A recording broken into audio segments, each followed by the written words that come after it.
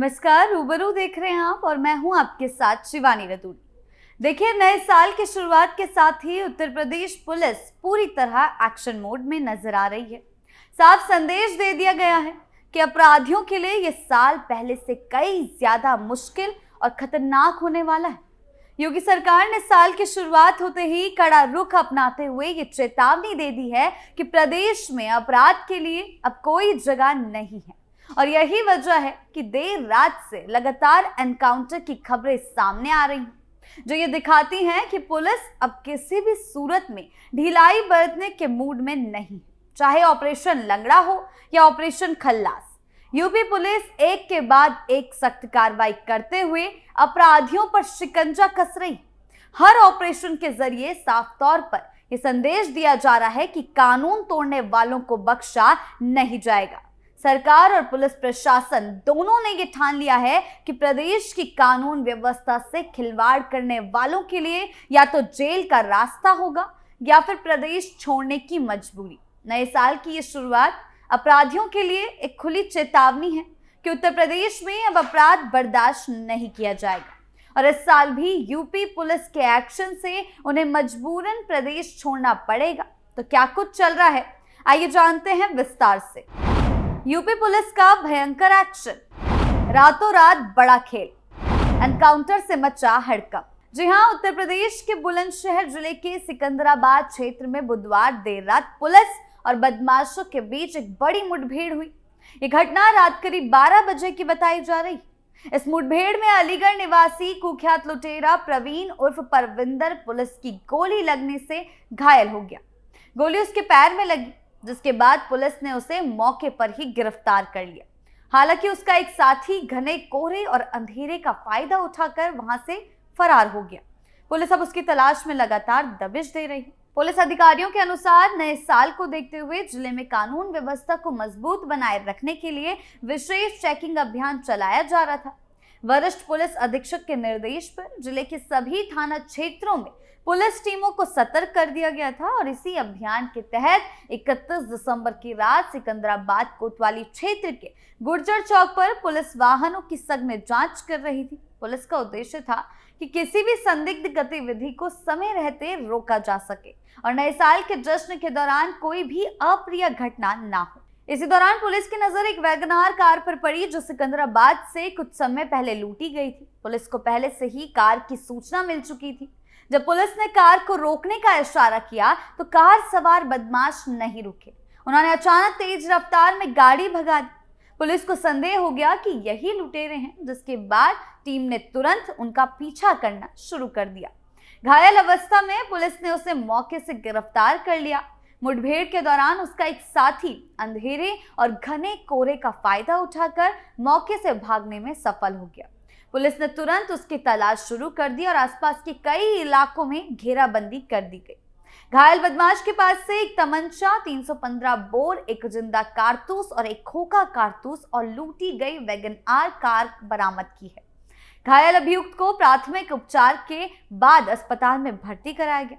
Police अब उससे पूछताछ कर रही है ताकि उसके अन्य साथियों और वारदातों के बारे में जानकारी मिल सके। ये घटना अकेली नहीं है। उत्तर प्रदेश में अपराधियों के खिलाफ पुलिस का सख्त रुख लगातार देखने को मिल रहा है। नए नए एक्शंस देखने को मिल रहे हैं। बीते कुछ दिनों में प्रदेश के कई जिलों में पुलिस और बदमाशों के बीच मुठभेड़ की घटनाएं सामने आई हैं।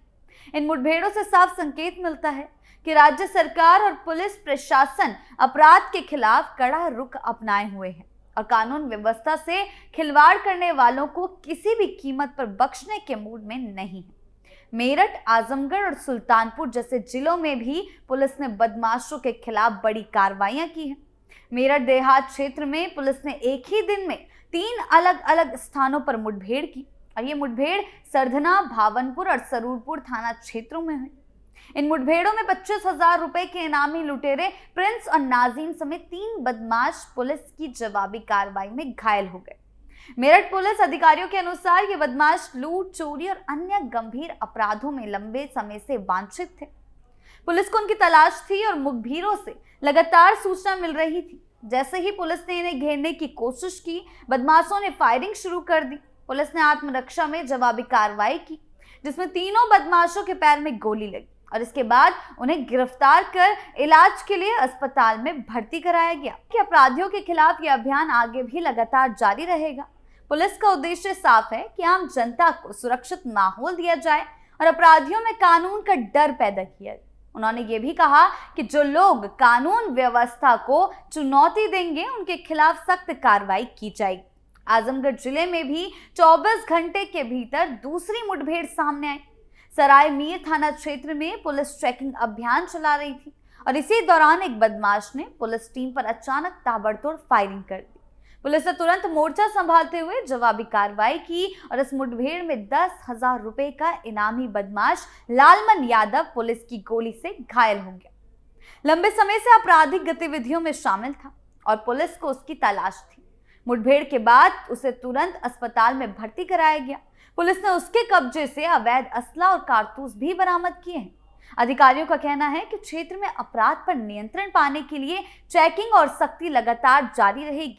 वहीं सुल्तानपुर जिले में भी पुलिस और बदमाशों के बीच मुठभेड़ की घटना सामने आई है। यह मामला बेहद संवेदनशील था क्योंकि आरोपी पर एक नाबालिग छात्र की हत्या का आरोप था। थाना कुरेभार क्षेत्र में मुखबिर की सूचना पर पुलिस ने आरोपी को घेर लिया। पुलिस ने उसे आत्मसमर्पण करने के लिए कहा, लेकिन बदमाश ने पुलिस पर गोली चला दी। पुलिस ने आत्मरक्षा में जवाबी कार्रवाई की, जिसमें बदमाश के पैर में गोली लगी और वो भी घायल हो गया। उसे भी अस्पताल में भर्ती कराया गया। पुलिस के अनुसार आरोपी ने 13 साल की नाबालिग छात्रा पर धारदार हथियार से हमला किया था, जिससे वो गंभीर रूप से घायल हो गया। पुलिस का कहना है कि मामले में आगे की कानूनी कार्रवाई की जा रही है और आरोपी के खिलाफ सख्त से सख्त कदम उठाए जाएंगे। अधिकारियों ने यह भी कहा कि ऐसे अपराध करने वालों के लिए समाज में कोई जगह नहीं।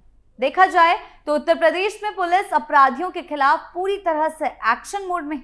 लगातार हो रही मुठभेड़ों से ये साफ है कि अब किसी भी तरह की ढिलाई बरतने के मूड में नहीं है। सरकार और प्रशासन का संदेश बिल्कुल साफ है कि अपराध करने वालों को या तो कानून के सामने आत्मसमर्पण करना होगा या फिर सख्त कार्रवाई का सामना करना पड़ेगा। पुलिस का यह अभियान आगे भी जारी रहेगा ताकि प्रदेश में शांति, सुरक्षा और कानून व्यवस्था बनी रहे। योगी की जीरो टॉलरेंस नीति, अपराधियों में मची दहशत। जी हाँ, ये सभी एक्शंस जो हैं, योगी सरकार की नीति पूरी तरह साफ और स्पष्ट नजर आ रही है। इससे सरकार ने नए साल की शुरुआत होते ही ये संदेश दे दिया है कि उत्तर प्रदेश में अपराध और अपराधियों के लिए कोई नरमी नहीं बरती जाएगी। एक के बाद एक हो रही पुलिस कार्रवाई ये साफ तौर पर दिखा रही है कि सरकार और पुलिस प्रशासन पूरी तरह एक्शन मोड में है। नए साल के पहले ही दिन से लगातार सामने आ रही मुठभेड़ों और गिरफ्तारियों ने साबित कर दिया कि अपराधियों को खुलेआम ये समझा दिया गया है कि वो चाहे प्रदेश के किसी भी कोने में क्यों ना छिप जाएं, पुलिस का शिकंजा उन पर जरूर पड़ेगा और वो बच नहीं पाएंगे। सरकार की मंशा बिल्कुल साफ है कि कानून व्यवस्था से खिलवाड़ करने वालों के खिलाफ सख्त से सख्त कदम उठाए जाएंगे। प्रदेश में चल रहे विशेष अभियानों और पुलिस की ताबड़तोड़ कार्रवाइयों के जरिए ये संदेश देने की कोशिश की जा रही है कि अब अपराधियों के पास दो ही रास्ते हैं, या तो कानून के सामने आत्मसमर्पण करें या फिर कड़ी कार्रवाई का सामना करें। योगी सरकार ने साल के शुरू होते ही ये साफ कर दिया कि अपराध पर जीरो टॉलरेंस की नीति पर किसी भी कीमत पर समझौता नहीं किया जाएगा। पुलिस की सक्रियता, लगातार चेकिंग अभियान और मुठभेड़ों से ये जाहिर होता है कि अपराधियों की गतिविधियों पर हर स्तर पर नजर रखी जा रही है। सरकार का ये रुख साफ तौर पर बताता है कि नया साल अपराधियों के लिए राहत नहीं बल्कि उनके खिलाफ और ज्यादा सख्ती लेकर आया है।